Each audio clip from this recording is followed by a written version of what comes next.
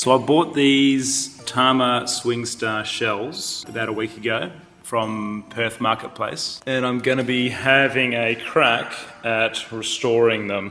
So you can see there's quite a fair bit of rust on the rims. There's also a fair bit of damage on the actual shells, so I'm going to try to rewrap them. I'm going to take some little snippets and videos of the process as we go through. Hopefully it's a successful first restoration project. So one thing I've also noticed while doing this is, whilst the corrosion on the outside, including the lugs on these toms, is quite bad, on the inside, they're actually in really good condition in all the drums, kick drum as well. So I'm actually not going to treat these at all. I'm going to leave them, which is going to make the whole process a little bit easier. Started stripping the hardware off the drums. Snare is completely done now. Just one challenge that I have come across is the Tama Swingstar, the vent hole. It's kind of like almost like a pop rivet. Reading on some forums, there's a couple of different ways to get these off. I have managed to get one out of the 10-inch tom successfully. The method that I used was to get a pair of pliers and crimp the edges around here so that it no longer overlaps the wood, and then using a hammer and an implement just to hammer it out from this side, so that way you retain the quality on the badge. Update on the hardware, the lugs and things that I've been soaking. Have a look at this drum hardware. Some of them had some really bad rust on them. All I've done here is soaked these in Rain-X Rust Buster. These aren't polished. I've given them a quick spray with WD-40, and look how that's come out. I'm honestly blown away. Alrighty, a little bit of an update. These are the shells, obviously. These ones have already been cleaned up, but I thought I'd show you the process of the last shell that I've got to do, which is the kick drum here. So you want to make sure once you've peeled the wrap off, you can clearly see the difference there. This is still some leftover glue from the wrap.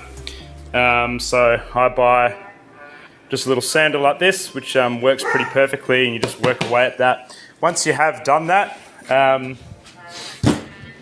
little bit of turpentine on there and a soft cloth, just to make sure that if there's any other glue residue, and to also get off the wood and stuff as well.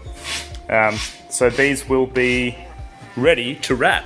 So I've been a little bit slack at recording the process, but I have actually ended up fully restoring one tom, including the wrap, and it has come up looking absolutely beautiful. I guess as a quick little summary of how I did this, so sanding down the shells first once everything is removed to make sure there's no contaminants on it. These haven't been sanded yet, so you can still see there's some glue and stuff here.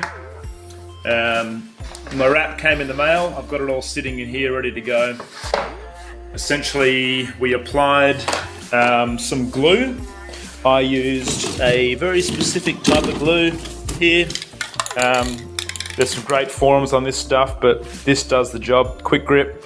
Essentially you spray it on the shell itself and on the wrap, cut it to size, and then you kind of work it around the outside, applying pressure. Now, I'm overly simplifying that process, and I'm sorry.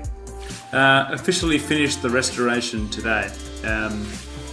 Put it all together, all wrapped. I think it's looking really nice. I'm really happy with how it's come out.